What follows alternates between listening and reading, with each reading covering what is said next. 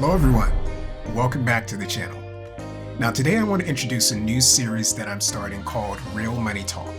And this is going to be a little bit different from some of the other videos on this channel.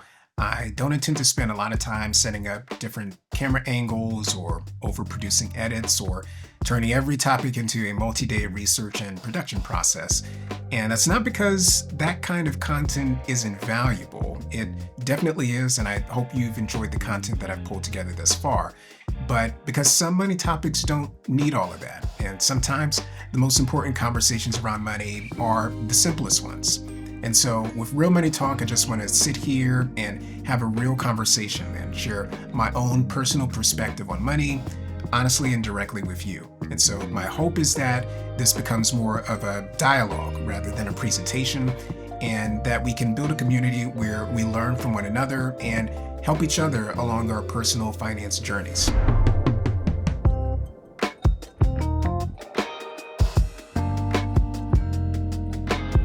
So with all of that, the first thing that I want to talk about is this, and that is saving money isn't the goal, but living your life is. Now, saving money is important, discipline matters, being intentional with money definitely matters, but at some point, a lot of people cross a line where saving stops serving your life and it starts competing with it. And you start measuring success by how much you didn't spend. You delay the things that you care about or are important to you. And it's not because you can't afford them, but it's because your spending starts to feel like failure. And that's when the purpose of money gets flipped. You know, money is supposed to support your life and not shrink it.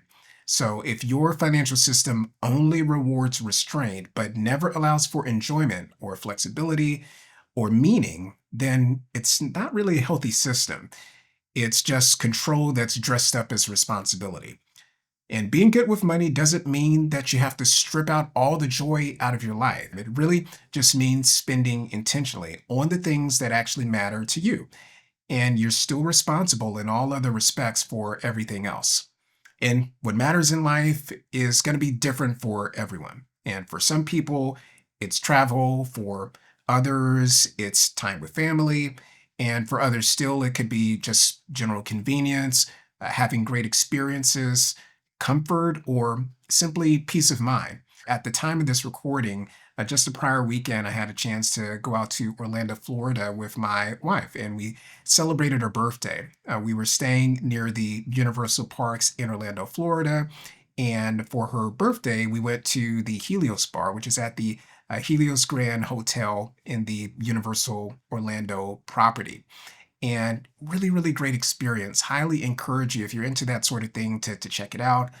But at the end of our dining experience, it was over $300.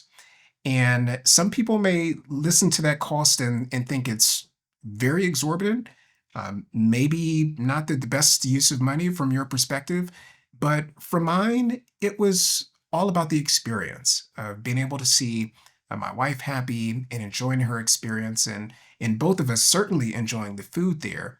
And that $300, or a little bit more than that, was definitely worth the cost because we have a memory now that we can draw upon to further cement our relationship and something that we can reflect back on years down the line.